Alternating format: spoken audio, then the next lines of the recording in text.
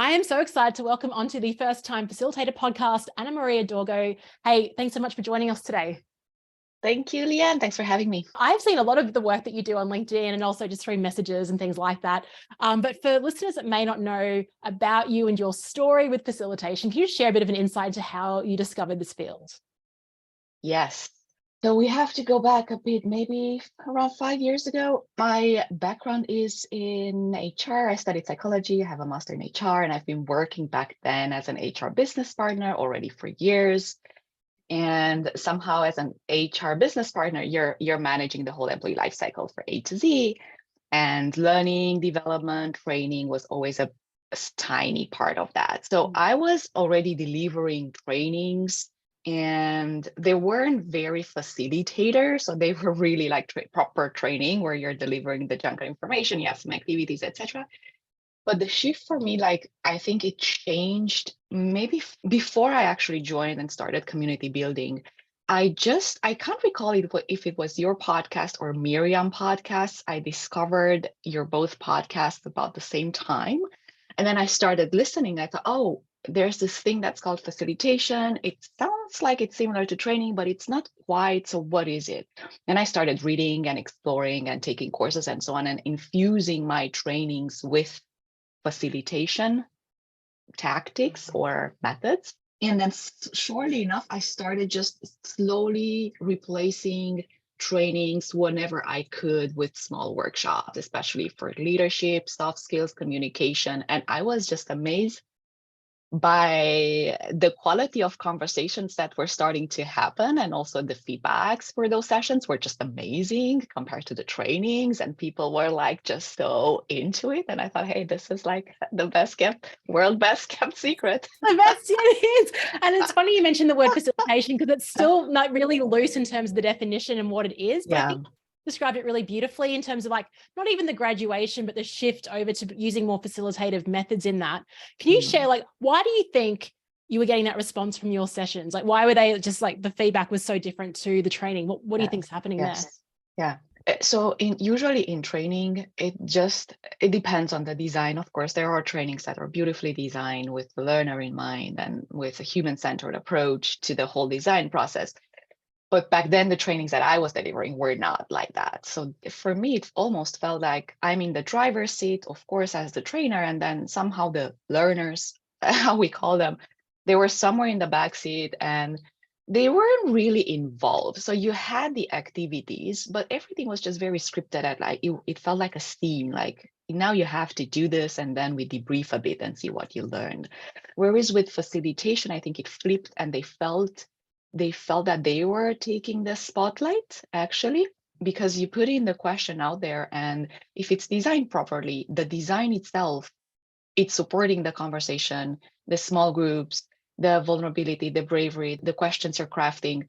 So suddenly I think they were immersed, and probably it felt that it was truly about themselves. So the feedback I was hearing was always, it's so interesting to hear other people's perspectives. I thought that I was the only one dealing with such and such challenge. It was so cool to hear how others are tackling things and what they do. And I took so much away. So it was this almost like a buzz, like an energy after workshops that wasn't in the room after trainings. Yeah.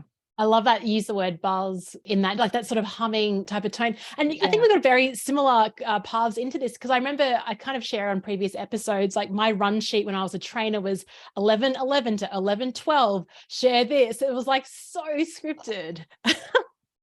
When I started, it was like that. Yeah. I don't know, like I felt, but that I needed that to even be confident to even show up to a workshop, knowing that I had this precision. And it's really interesting now, like what you're saying, the group learning from each other. And I love that metaphor of the drive, the back seat. I totally hear that, in that we now can be a bit more we're a bit more lazier in our approach, but we're getting better outcomes, which is so counterintuitive yet awesome. Yes, exactly. It got me thinking when you said about the training. I wonder if I wouldn't have been training before, how much more difficult would have been to pick up some of the facilitation skills. Because even now I'm facilitating already for years and I'm still learning. And sometimes I still struggle, and sometimes I still find myself in a situation with a group and I'm like, what do I do now?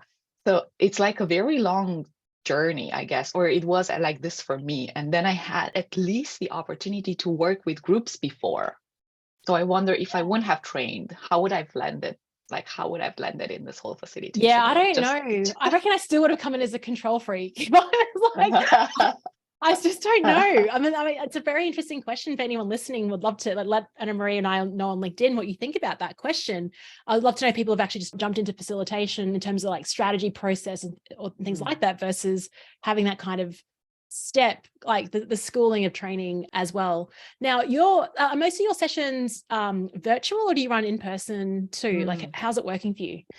Very much virtual, I have to say. Just the other day, I was chatting with someone. I was like, oh, I think I would be so nervous if someone would suddenly invite me to host something offline. I was like, oh, sticky notes, and then you have pens, and you use the walls, and you move in the room.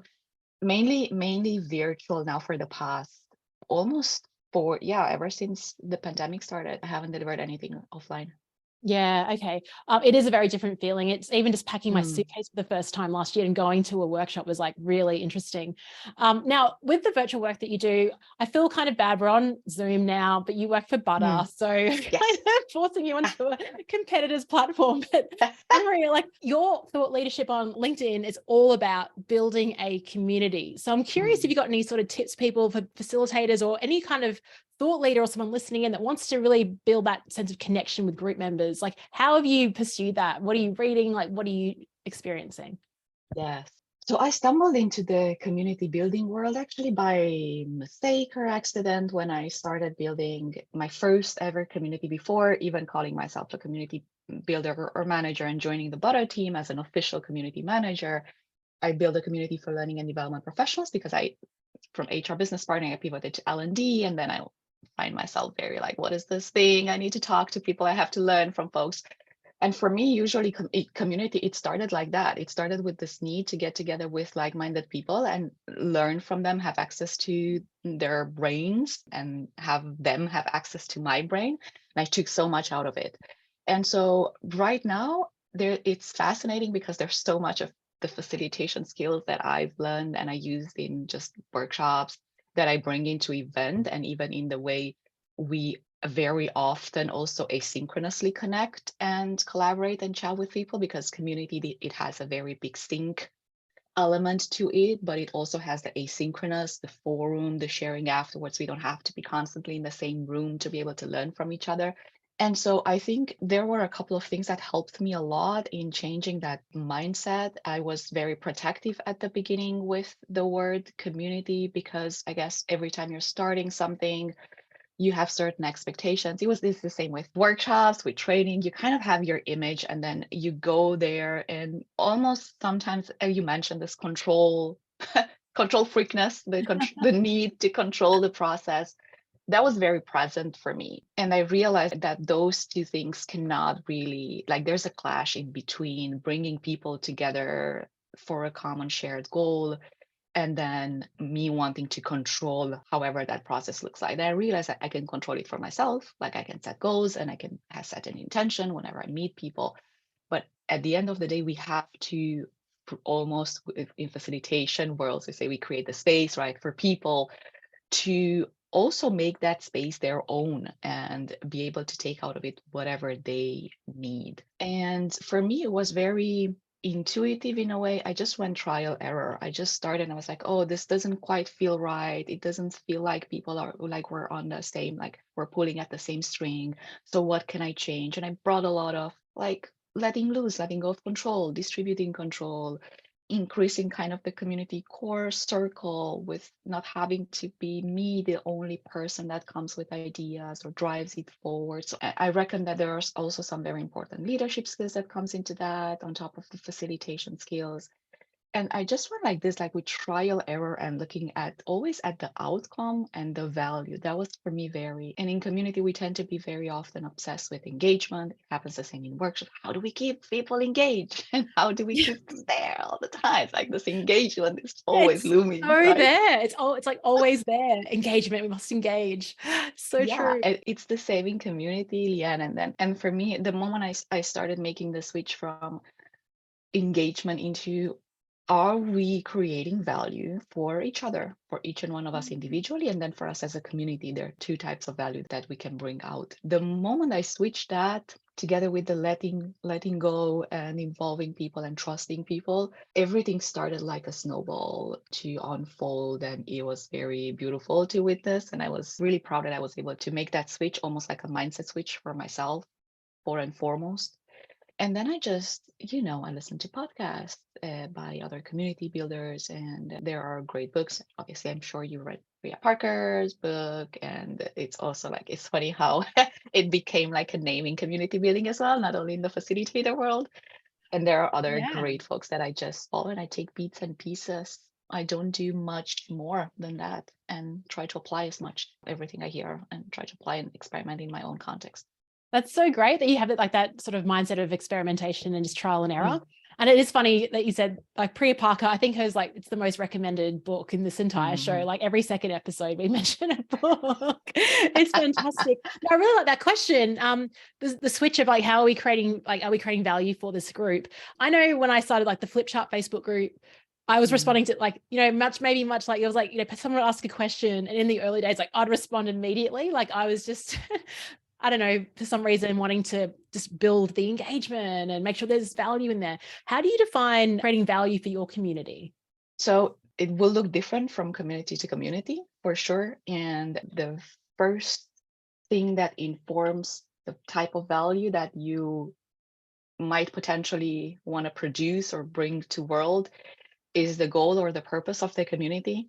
So I always tell people, start there. Why did you start at this group or this community? There was a reason for that. And for me, for L&D Shakers, the reason was for L&D professionals to be able to learn from each other. So it made a lot of sense for that value to come in the form of different knowledge sharing events, different conversation formats, whether synchronous. We experimented with async formats of sharing, community takeovers, beats and pieces. So we experimenting with all that sharing part, and the purpose informs that. And after you start, usually really small, I will tell people, start small, don't sit there to make a big plan, because the moment you're going to put something into the community, if you're open to feedback, people will share feedback, the community will talk back to you, you will know if you're on the right path, if you're on the wrong path, you will pivot together, you don't need to have all the answers, you can just ask folks, was this useful? Yes, no. Do we do this again? Yes, no. People will tell you if it's not useful. So, and then the second point, data point for value, is exactly the feedback that we get. And that might come in from one-to-one conversations. You might work with surveys. I ask people, what makes your time here worthwhile? Like, you've joined, what would make you come back to this space once a week or once a month? What would you like to find here? And then people will tell you, I want to network, I want to learn. It's usually very similar. But then we're in L&D, so I was like, we went into, let's create coaching opportunities. We're launching a mentoring program, which is valuable for people. And on the flip side, the same with the butter community. We have a lot of consultants and freelance facilitators and trainers. So what do they need? They have some similar needs, but they have different needs. How do we brand them, market them, get them more business, put more eyeballs on their skills? So it's a slightly different approach, but that's it. The goal of the community and the feedback from folks, once you start, it will inform what value is and how should it look like for them. Yeah. And then you start and then you pivot and you discard. It's like sometimes some things are working from right now and they will stop working next year. And it's okay to kill your darlings if you want and be like, okay, this has worked. It has its moment. It's fame. It's a moment of fame. Now it's time to let go and look towards something else. So, yeah.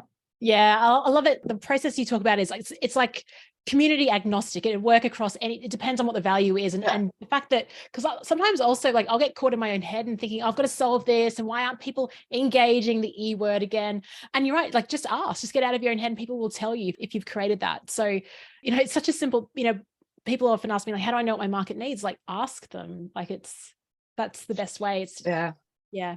Also engagement looks different. Like in the both communities that I am actively part of, there are weeks and sometimes days it's buzzing. People are there. There's lots of questions and answers and conversations and fun.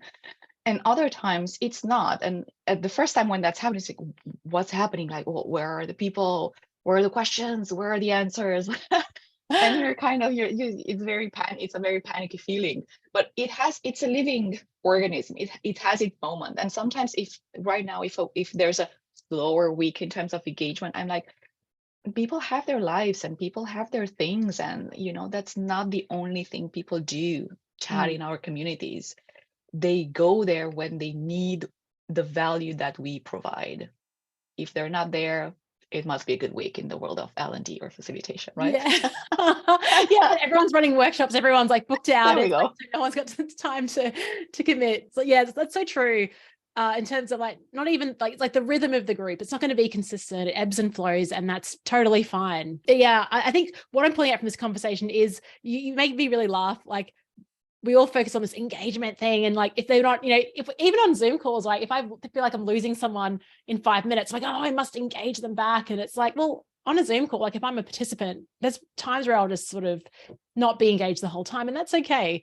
So we do have that kind of, yeah, it's quite funny. And can I add something here? And Yeah. I'm pretty sure this applies to workshops as well. Like, it happened to me. It was one of those moments that stuck with me, and it opened my eyes to certain extent. Like, so your community is also quite big, right? In the hundreds, like probably 1,000, like you have more over 1,000 people in the fleet chart now. Yeah. So it's like when you go over 1,000, like for me, that's a really big space to be in. And so usually, normally, like in terms of community, like around 5% are engaged. And that's kind of the normal in the industry. So if you're around 5, you're fine.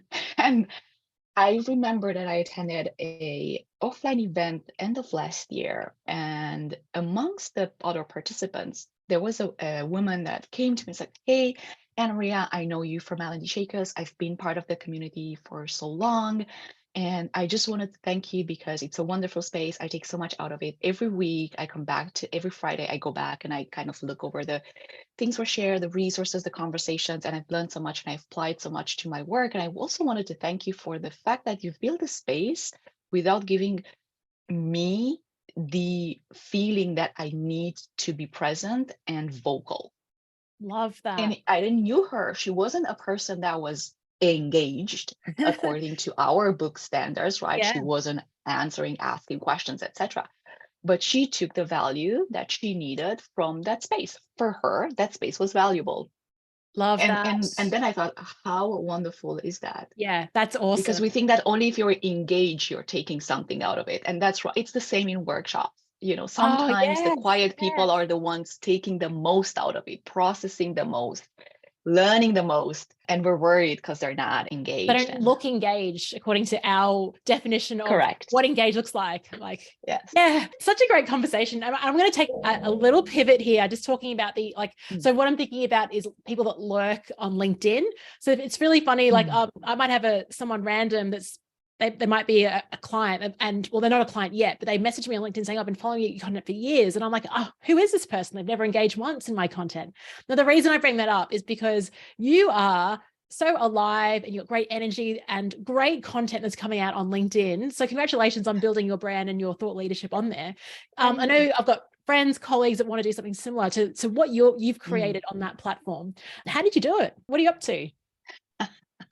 Man, I have so many conversations, especially with friends, not just with strangers, but with friends. I'm constantly like, hey, why are you not using this platform for what it's meant to be used for, which is shining a light on what you know and what you don't know as well. So for me, the whole LinkedIn sharing and learning and connecting started quite late. It started just 4.5 years ago. I was present on there because I was working in HR and I was using LinkedIn to recruit people. That was it. I was connecting with them. I was inviting them to interviews. That was that.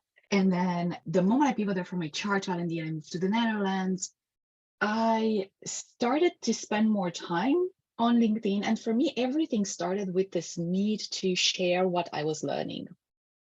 My job previously was very demanding. I was working every day, nonstop, traveling a lot. So there wasn't much time to learn. Now, when I moved here and I got a job from 9 to 6, and I was like, suddenly I had the afternoons for me and the weekends, and I could start taking courses and attend workshops.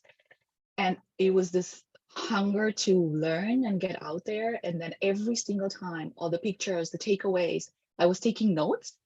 and putting them on LinkedIn. No one was engaging. I had a really low following, but I realized that I didn't do it for the sharing. It was almost like, and I loved going back to my feed and be like, oh, last month I learned about this thing and here are the pictures. It almost became like a bit of a learning journal, if you want, for myself, uploading that there. And then suddenly, and the moment people start engaging and be like, wow, that's actually really interesting. What kind of course is that? What kind of method is that?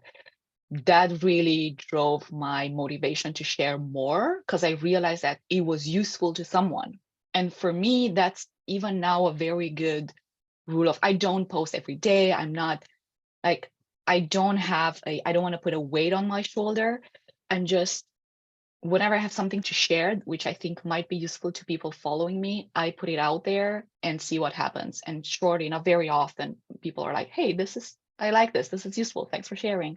And communities, like for me, being an active part of communities was a crucial role. Like everyone that enters the communities or attends, very often I share my LinkedIn, I ask them about theirs. Let's connect beyond this event. Let's connect beyond this conference. Let's connect beyond this coffee chat. I want to follow your work. I want to be inspired. Maybe you find something in my work. So that's kind of how I grew my following constantly. No matter where I met people in real life or in my communities, I constantly brought them there in order to keep connection asynchronous afterwards. And that's it. There's not a lot of strategy around that, to be honest. Just, I absolutely love, and I learned so much from LinkedIn. Like I truly curate my feed. Yes. I have notifications for the people whose work I truly value. Like it became such an important learning tool for me, and I take so much out of it that I apply to my work. Yeah, just a content, great articles, things like that. I love it. When I was over in California, I was at this talent development conference, and Jess Elmy, I'll give her a shout out. She gave us a cool acronym. TILT stands for Things I Learned Today. And I'm just thinking of your story. And also Alan Weiss, who I was asking him, like, how do you put out all this content? Like, he puts out just a ton of content every single day. And he goes, I just write for myself. And I think it sounds like when you merge those two things, like keeping that sort of learning out loud record of what you're covering, it's pretty powerful. We speak about, like, we are just jumping around here because I've got, like, there's so many cool topics I want to ask. Prior to recording, we talked briefly, which is ironic, about the topic of brevity and keeping things succinct. And I was sharing, even on my masterclass this morning, I know there were times where I was like, Leanne, just stop talking. Like, and I had to kind of trigger myself to pull it back. And I find in, training versus facilitating, facilitators, I think, require a bit more brevity. What are your thoughts on that? Because I know that I talk a lot, I just have to be much more mindful with the design, like the preparation for the session, because I know that that's a pitfall of mine. So I try to prepare the design and the activities that I use in workshop to rescue me, or to be like the anti of that, to not allow myself too much space to just ramble, because I can. And so I either craft the questions very thoughtfully, and sometimes I attend workshop and there's a question and someone answers and the facilitation has this need to elaborate on that question. I very purposefully do not add anything to anyone's questions. You shared, thank you very much. I'm not going to agree, disagree, build on top, anything like that. So I'm like very purposefully avoid that as a ways to talk less. And then using small groups and breakouts and silent work as well. So this combination of alone work, together work, big group. And I just use slide, like very simple, either with images or with a couple of words, just to guide me. And I time box. I was like, if you want to send a message and bring up some piece of theory, insights, etc., you've got 5 minutes and it has to fit in 5 slides. And that's that. I see the time. I see I'm at 3rd slide. The time's up. I need to speed up. Yeah. So that's kind of the things I devised for myself to make sure that I'm not. Yeah, that's a good point about riffing off people's responses. And because I think I've been that facilitator that's been like, oh yeah, and it's, there's so many places where you can go with a response, but you're right. I think a lot of people in our workshops are intelligent people and they're connecting the dots themselves. They don't need further elaboration. And I guess my assumption has changed that actually I'm working with very smart people. They're smart enough to connect the dots. And if they don't, then someone will call it out and, we can go there. But also if what you're adding is an added value to that comment, that's perfectly fine. If it people are nodding around, that was good, that was a good one, right? Then oh, I'm glad that I didn't keep that one in. But if you're just kind of rephrasing what the person, oh yes, Leanne, that was really good, I agree with you, then I think, oh, someone else could have talked in that, or I could have just shared, anyone else has a similar opinion, or anyone else shares a different opinion than what Leanne just shared. Let's hear the flip side of the coin. Or so there's this kind of follow-up. You could intervene with a follow-up question, not necessarily with a follow-up elaboration. Yeah, paraphrase it. Yeah, paraphrase it, extend it, but add nothing else to it. That's such a great, very tactical. I really like that as a tip. So Anamaria, do you have any like suggestions, or if you've got first-time facilitators that are listening into this podcast, what would you share with them? I can share a bit was helpful for me when I started this journey. Because it wasn't easy. I wasn't a natural facilitator. That was not my default. I was a very directive person, and I was coming from years of management and directiveness. So I think it's patience, be patient, and also you can read all the books and listen to all the podcasts and follow all the people and take all the courses. If you do not put yourself into a safe space where you can practice and get feedback from people that are maybe 1 2 steps ahead of you, nothing will happen, because very often we know the theory and there's something, although you know how to do things, you need to see yourself actually doing it in order for your behaviors to change and to really actually understand what that knowledge means and how it looks like in real life. So for me, that at work, every time I was like, this is a training. I was telling my manager, this is our training. And then it was a workshop. It's like, no one knew, like they had no idea. So I was like going and disguising workshops and mini facilitation parts at the beginning of trainings and in meetings. Whenever I could, I would just go there and infuse an activity, infuse an icebreaker, infuse something to elevate the experience, but also be like, how do I react in that space? And for me, it was always, can I really do it? The first time I attended a masterclass of facilitation, I got up, I was like, I don't think I can be this. I think I can be a facilitator. It felt so foreign and hard. And then I said, I think you need to start small. And I'm still on the path, but I'm definitely getting more confident at it. So I would say that just applies.